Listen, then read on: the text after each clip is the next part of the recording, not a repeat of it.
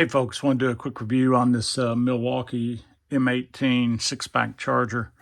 As you can tell, this one's been around for a little while.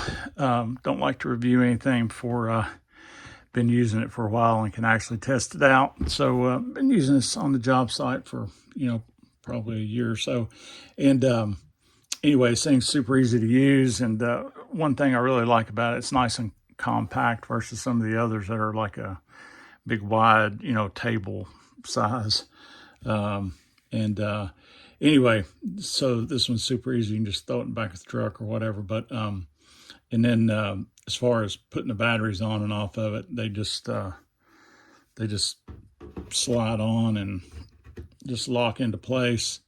It'll light up here if it's needing a charge. You're gonna get a blinking red LED, as you can see on some of the others. And then whenever it's fully charged up, like this big one down here, it's going to light up green. So pretty easy to use.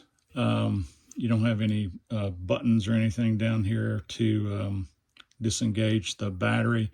They just slide on and off. So makes it super easy to use. And then on the plug end, another thing I like about it, when you got it plugged in, you got an additional receptacle right there if you need to plug something else in. Thought that was pretty handy.